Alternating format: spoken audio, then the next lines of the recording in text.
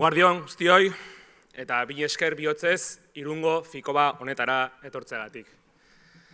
Sorturen laugarren kongresuko amaiera ekitaldi hau lehenik eskerrak emateko baliatu nahi dugu. Hasteko beraz, lau esker, agur edo aitortza. Esker bikoitza lehenik zuei, sortuko militanteoi. Eskerrak kongresu honetan eman dugun eztabaidagatik, baina batez ere, egunero, Euskarriaren alde egiten duzuen lan militanteagatik. Eta eskerrak nazioazkaitza honetan ere jarri duzuen konfiantzagatik. Bueltan, gure aldetik bi konpromiso. Batetik, gure onena emateko konpromisoa. Eta bestetik, apaltasunez aritzekoa. Oso presente izango dugu beti, gutako bakoitzaren gainetik, eta gu guztion gainetik dagoen zerbaiten parte garela. Bigarrenik, agur berezia gaur, Euskarritik etorri zareten eragile sozial, sindikal eta politikoei. Eta batez ere, nazioarteko gonbidatuei. Mila esker gaur gurekin izateagatik. Eta batez ere, hamarkadetan zehar, beti gure alboan izan zaretelako. Ez izan zalantzarik, gu ere beti izango gara zuen alboan.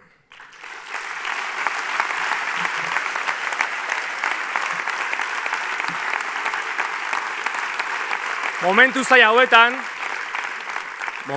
hauetan, gure aldetik ere besarkada bana venezuelar eta kubatar herriei.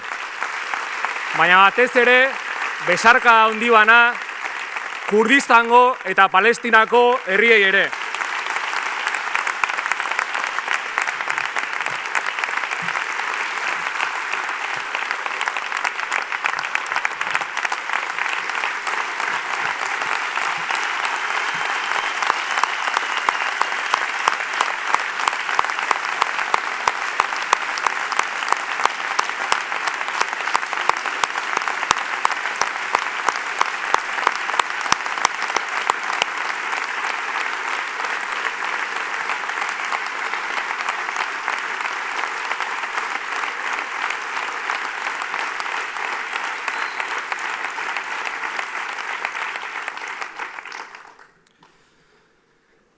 Hirugarrenik, nazio kontxidukide izan zareten hori ere eskerrak. Klasera izan da bidearen zati bat zuekin egin izana. Eta esker berezia Arkaitz, zuri. Garen hau hain ondo ordezkatzeagatik. Honetan eta txarretan aurpegia eta gorputza jartzeagatik. Itxasoa arroz etorrenean, itxasontziaren lemari hain sendo eusteagatik. Mila esker guztiagatik.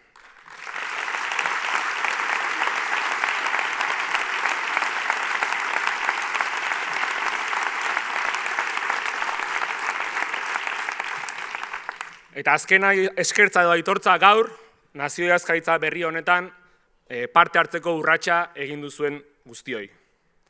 Horrelako erabakiek, badakit, norbera eta norberaren emozioak asko mugitzen dituela.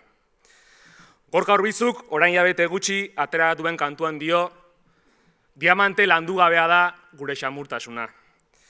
Eta ni sinestuta nago emozioek, zaintzak eta xamurtasunak potentzial politiko ikaragarria dutela. Eta beraz, gure jardun politikoaren erdigunean jarri behar ditugula. Niretzat pertsonaleki, ohore handia da sortuko koordinatzaile orokorra izatea. Erantzukizunez eta ilusioz hartzen dut eman didazuen ardura. Baina batez ere konfiantzaz. Badakidalako elkarrekin egingo dugula bidea. Baina batez ere, badakidalako elkarrekin egingo ditugunek emango dietela zentzua gaur hartzera goazen ardurei. Emil Durkheim, soziologo frantsesak esan zuen bezala, ni esateak ezin duelako sekula eskuratu gu esatean sentitzen dugun indarra. Lau esker horiek eta besarkada bana gaur, oraindik ere, euren gertukoak ikusteko bidaiak eta bisitak egin behar dituzten euskal preso, ieslari eta deportatu politikoen senideei. Ezan zalantzarik gertuagoela euskal preso guztiak etxean egongo diren eguna.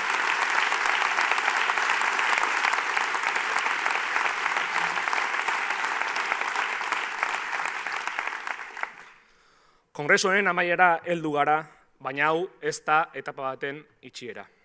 Alderantziz, gaur hemen etapa berri bat abiatzen ari gara.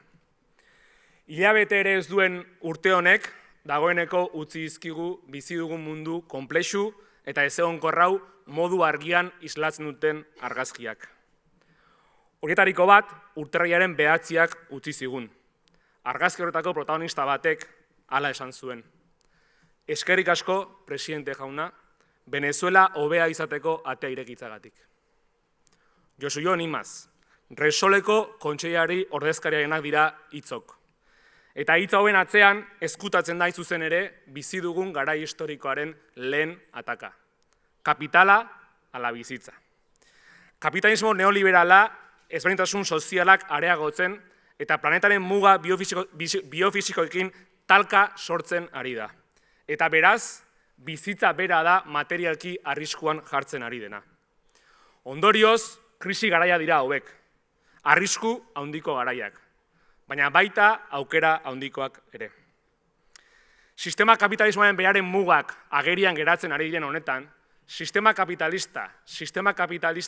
ekonomiko, politiko eta ideologiko gisa inpugnatzea aukera batez ezik obligazioa ere bilakatu da. Hortik gara gordea, orain eta hemen, jendarte sozialista baten hortzimuga eskaini beharra dago. Egungo sistema politiko-ekonomikoa errotik aldatzeko gai izango dena. Azken batean, bizitza eta bere zaintza erdigunean jarriko dituena. Eta pertsona guztion duintasuna eta zoriontasuna helburu izango dituena. Kapitala la bizitza galderari batzuek kapitala erantzuten dioten bitartean, guk bizitza erantzuten dugu. Josu Jone kapitala, guk bizitza.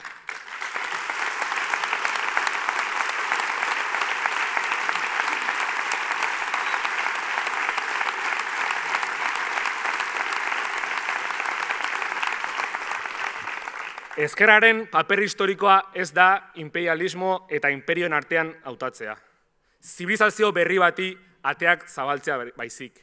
Herrien autodeterminazioan, herrien berdintasunezko harremanetan eta bakean oinarritua.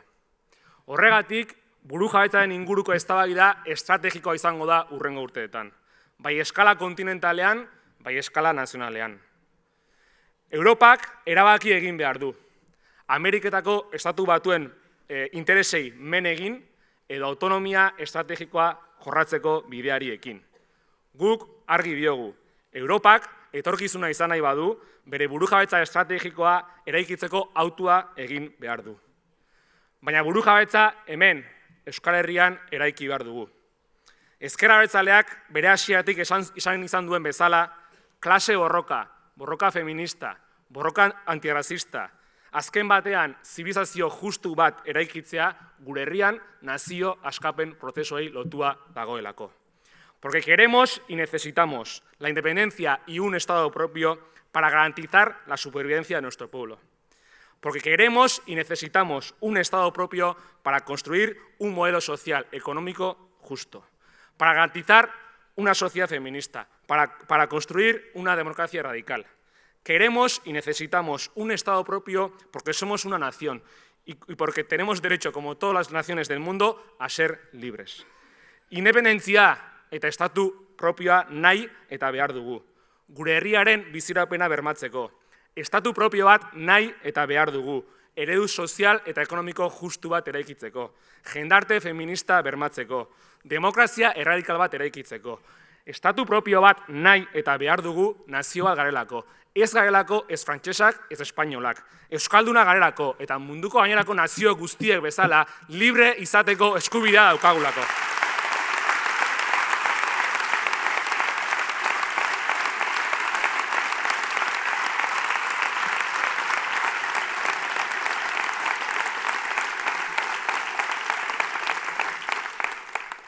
Astearte honetan bete da urtebete Donald Trumpek bere bigarren legegintzaldia hasi zuela. Lehendik mundua faxismorantz hartzen ari zen joera areagotu besterik ez da egin.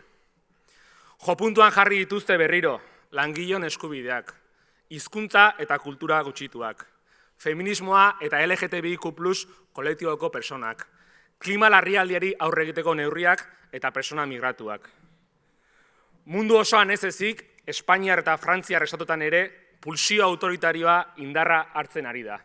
Eta bietan ala bietan, erreala da ultraeskuina botera heltzeko arriskua. Baina akats ikaragarria egingo genuke hori egintzat eman da. Hori, hasi aurretik, eskuin muturari lehen garaipena oparitzea litzateke. Horregatik, hori gerta ez dadin, gure esku dagoen guztia egitea da orain dagokiuna. Ez, agertoki posibleekin espekulatzea. Eta azkenean, agertoki horiek emango balira, estrategiaren oinarriek berdinak izaten jarraitzen dute. Frantziar zein Espainiar estatuen aurrean, gehiengo sozial eta politiko zabalak artikulatzea. Frantziar eta estatuen parean, herri bat zutik eta martxan jartzea. Euskal Herria ere ez dago salbu. Ikusten ari gara, azken garaian, hainbat diskurso eta posizio autoritarioek gurean ere badutela presentzia. Horregatik ez dira espekulatzeko garaiak. Faxismoari aurre egiteko garaiak dira. Eta errezeta argia da. Bat, marko eta diskurso erreakzionarioak ontzat ez eman, bataia kulturala eta ideologikoa egin. Bi, bloke erreakzionarioa osatzen duten alderdiak, PP Vox, zein Le Pen eta Enparauak ez zuritu. Eta hiru, batez ere, Euskal Herria eta mundua astintzen duten erronkei, ezkerretik eta abertzaletasunetik erantzun sinesgarriak eman. Euskal Herria está en condiciones de ser un referente antifascista global, de ser un refugio democrático, liberada de las injusticias de la extrema derecha. Por eso necesitamos articular aquí y ahora un compromiso antifascista renovado, para parar los pies al fascismo, pero sobre todo para seguir construyendo un proyecto de país que defienda los derechos de toda la ciudadanía. Porque es esa la mejor manera para que el fascismo no tenga ni el mínimo espacio en nuestro pueblo. Euskal Herria erreferentzia antifascista globala izateko moduan dago. Eskuin muturraren injustiziatik libre egongo den aterpe demokratikoa izatekoa. Horregatik, hemen eta orain, konpromiso antifascista berritu bat artikulatu beharra dago. Fasismo berriari oina gelditzeko, baina batez ere guztion eskubideak defendatuko dituen herri proiektu bat eraikitzen jarraitzeko. Norabide horretan, goraipatu nahi ditugu, konpromiso demokratiko eta antifascista hori dagoeneko hartu duten milaka herritarrak. Euskararen eta euskaldunen kontrako oldarraldiari aurre egiten ari zaretenak. Beste hizkuntza batean hobeto moldatu arren, euskaraz egiteko alegina egiten duzuenak. Langileon eskubideen defentsan grebara ateratzen zaretenak. Erreakzio antifeministaren aurrean balio feministak tinko defendatzen dituzuenak. Kalean bizi denari jana eta terpea ematen diozuenak. Ongi antolaturiko herria delako berme bakarra fasismoa gure herrian sekula tokirik izan ez dezan.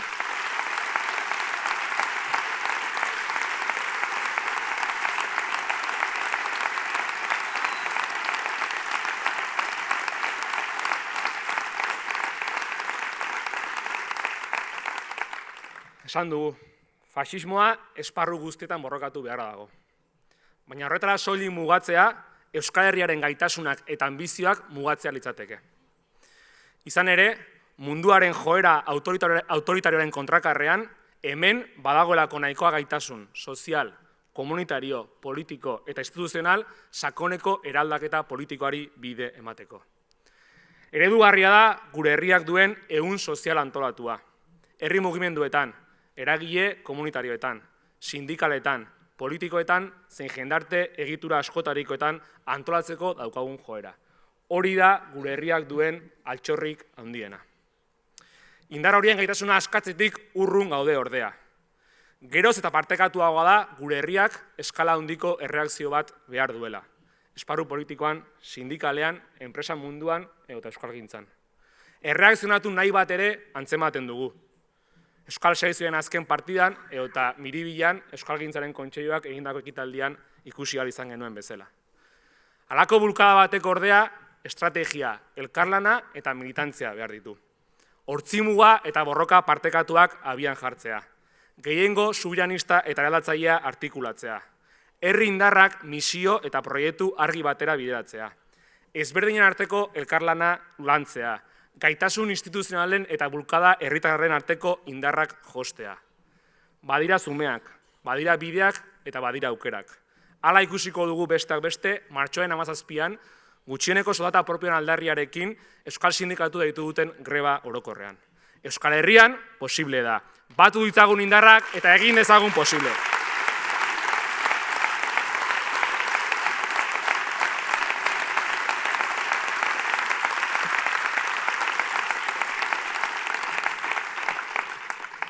Ateak irekitzeaz hitz egin dute batzuek. Euren meseetarako atzeraldiari eta kapitalari ateak are gehiago irekitzeaz. Guk berriz, azken urteetan, etorkizunari ireki dizkiogu ateak. Eta esan dezakegu, ezker independentismoa fase politiko berri batean murgildu dela. Arkaitzek lehen esan du, 3 aukera potentziala handi ditugu parez pare. Aukera horiek esan bezala potentziala dira. Gauzatu daitezke edo ez. Baina nozein kasutan, aukera horiek izateak berak ezker independentismoa fase berri batean kokatu du. Fase politiko bakoitzak, belaunaldi bakoitzak, bere erronka eta egitekoak ditu. Gakoa, erronka horiek identifikatu eta ausardiaz eta konfiantzaz ekitea da. Nire ikuspegitik, gure generazioak testuinguru historiko honetan 3 erronka handi ditu. Lehenengoa, Euskal Proiektu Nazionala eraberritzea. Eskuartean ditugun belaunaldi erronkei erantzuna emanez. Klima larrialdia, migrazioa, ezberdintasun sozial eta ekonomikoak edota digitalizazioa. Eta horrela, etorkizun proiektu bat eman gure herriari. Bigarrengoa, politikaren benetako zentzu eraldatzailearekin birkonektatzea. Eskuin muturaren eskutik, posizio antipolitikoak edatzen ari diren garaiotan, politikaren benetako zentzu eraldatzailearekin konektatu behar dugu. Herriarekin eta herritarrekin eginez bidea. 3. eta azkena, gaurdanik Euskal Estatuen oinarriak eraikitzen hastea. Eremuz eremu estatu gisa pentsatuz eta arituz. Cada fase política, cada generación tiene sus propios retos, sus propios quehaceres. La clave es identificar cuáles son los retos de nuestros tiempos y abordarlos con valentía y con confianza. Desde mi punto de vista, nuestra generación, en este contexto histórico, tiene 3 grandes retos. El primero, renovar el proyecto nacional vasco, dando respuesta a los grandes retos generacionales que tenemos entre manos. El cambio climático, la migración, las desigualdades sociales y económicas o la digitalización. Y dar así un proyecto de futuro a nuestro pueblo. El segundo, reconectar con el verdadero sentido de la política. En los tiempos donde la extrema derecha intenta expandir posiciones antipolíticas, tenemos que reconectar con el verdadero sentido transformador de la política y trabajando junto al pueblo y con la gente. El tercero y último, desde hoy, construir las bases del Estado vasco. En todos y cada uno de los ámbitos, pensar y actuar como Estado. Fase politiko berri honetarako, EH Bildu eta EH Bai indartzeko apustua berretsi nahi dugu.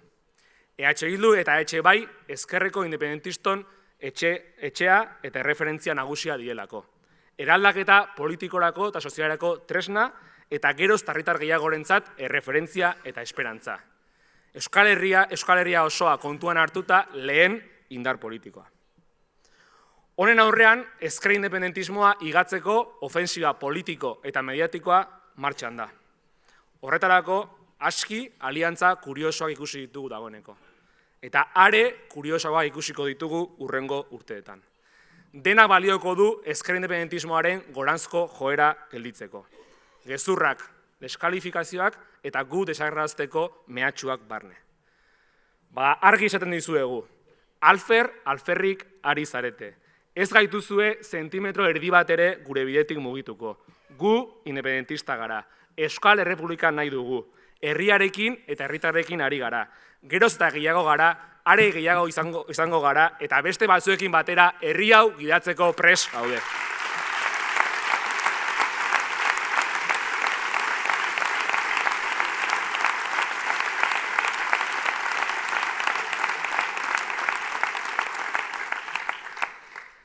Ezker independentismoarentzat, botere eta gobernu ambizioz aritzeko garaiak dira hauek.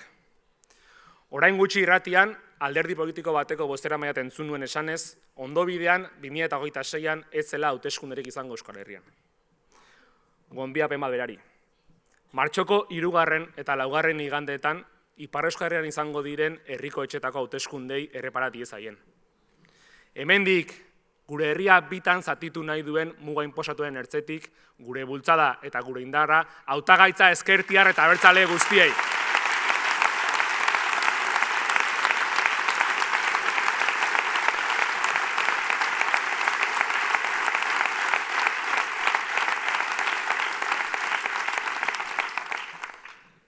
Fase politiko berria, garai berriak eta sorturen konpromiso berritua. Nazio askapen mugimenduaren onena, gure lan militantea, herri honen zerbitzura jartzea.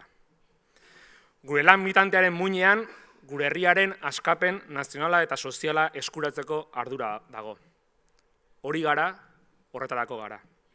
Horregatik, sortuko kideok, gure lan militantea herri eragile eta herri dinamiketan, beste herritar eta sektore sozialekin eskuz esku egingo dugu nagusiki. Argi dugulako Euskal Herria aske eta sozialista ezin duela antolakunde bakar batek ere eskuratu, eta ahal izatekotan ere, elitzatekela komenigarria izango.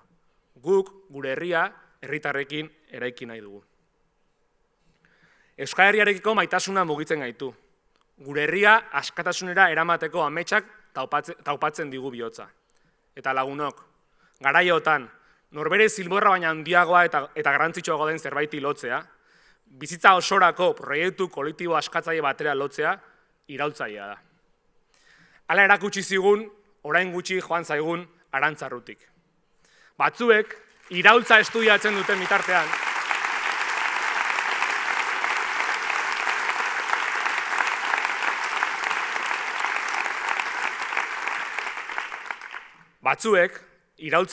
duten bitartean, beste batzuk iraultza egiteko erabakia hartzen dugula. Eta iraultza egiteak, borrokan aritzeak, ematen duela bizitzeko poza, brilua begietan. Guri, Euskal Herriak ematen digu brilua begietan. Eta gaur, beste behin diogu, ez dugu etxiko Euskal Herria aske eta sozialista eraiki arte.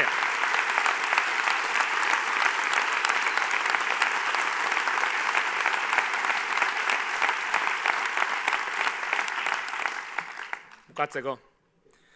Gure aurreko belaunaldiei eta gure belaunaldiari zein hurrengoari mezu bana.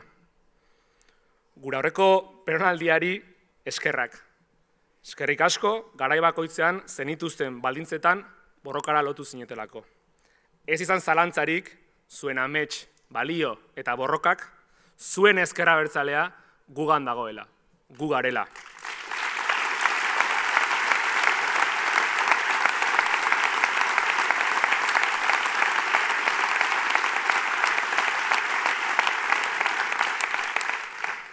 Gureari, zein hurrengoi berriz, borrokarako deia. Ez, etxitzekoa. Esperantzari gabeko mundu batean borrokatzea tokatu zaigu. Amaiera asko bizitzea. Baina amaiera adina hasiera bizi izan ditugu. Eta are gehiago bizitzea tokatuko zaigu. Irati Jimenezi behin irakurri nion, kontua ez delako bide bat berreskuratzea. Ibilkera bat baizik.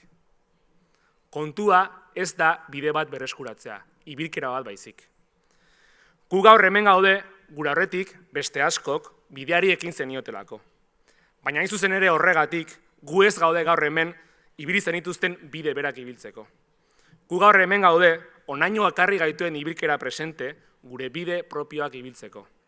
Ezker Abertzalearen proiektu politiko historikoaren sustraiak mantenduta, proiektu hori gaurkotzeko, eraberritzeko eta bide berriak ibiltzeko. Askok,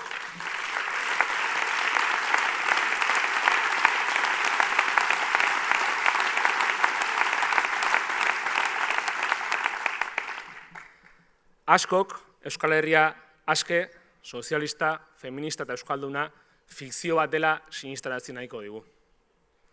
Hori entzuten duzuenetan, Beña Gaztelumendik abestu zuen hau gogoraraztea eskatu nahi dizuet. Militantzia behar da bere izerdi eta neke. Dena egin dugu, baina dena dago egiteke. Gaur fikzio bat da, baina egia izan daiteke. Aspalditik gatoz, urrutiragoaz, Euskal Herria dugu bizigai eta dena irabazteko. Gora Euskal Herria askatuta! Gora Euskal Herria sozialista, feminista eta euskalduna! Gora nazio askapen mugimendua!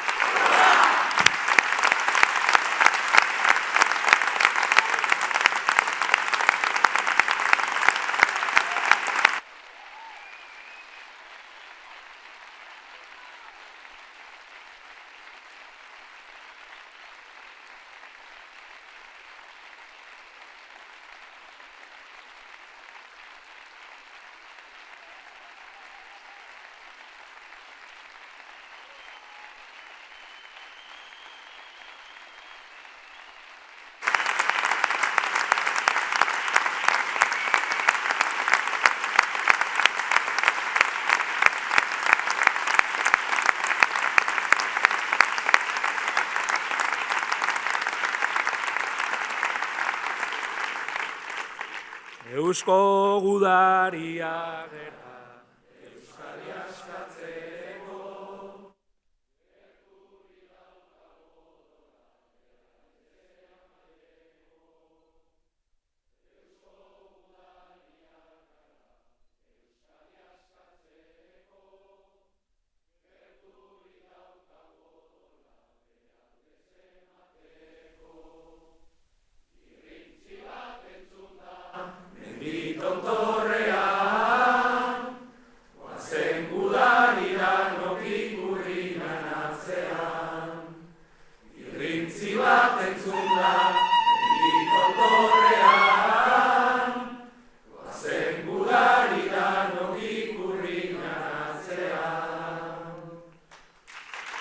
Gora Euskal Herria askatuta! Gora Herria!